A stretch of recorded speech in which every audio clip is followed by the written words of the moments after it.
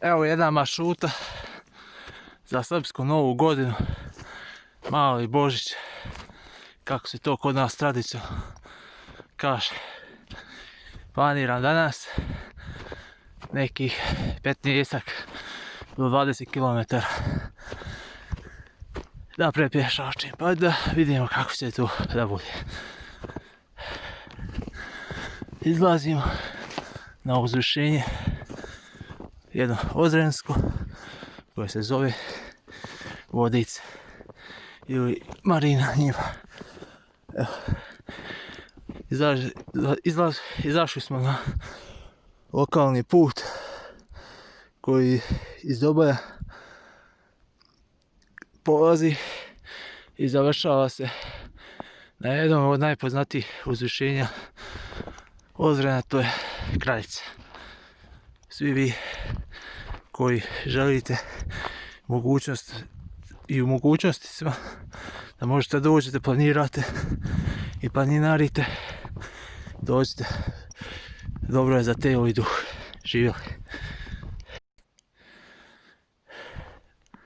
Evo nas polako smo pri pješaču pola staze, na nekih 7 km smo i sada sa ovog glavnog, da kažem, puta koji nije očišćen, ali eto tako vrijeme, skrećemo, znači malo na ekstremniji teren, nema traga nikakvog.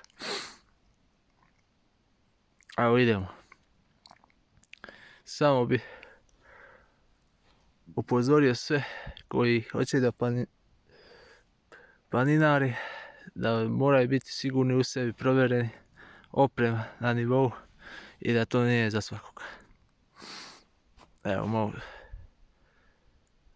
i teren da pokaže, odakle sam došao i idemo.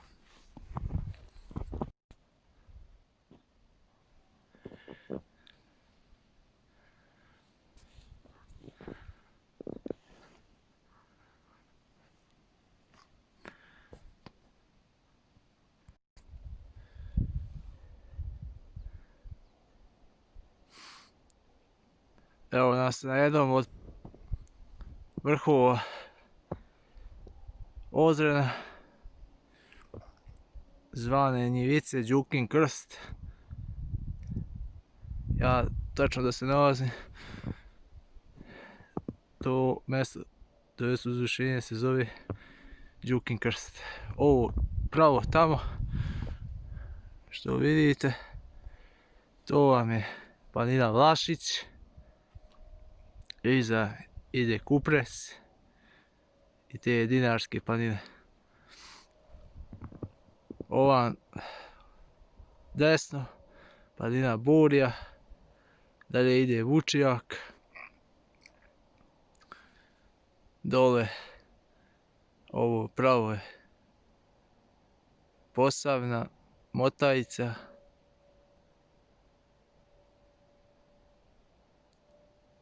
pravac prema Savi, prema Hrvatskoj i tako dalje.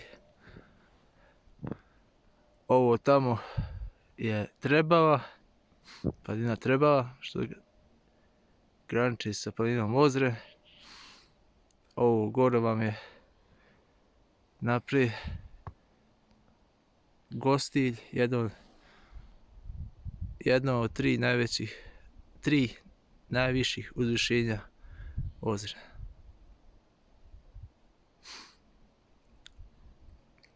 Pored Gostilja imamo još Kraljicu 883 metra i Ostrevicu ili Ostravicu, kako kažu i pišu kartama, 918 metara.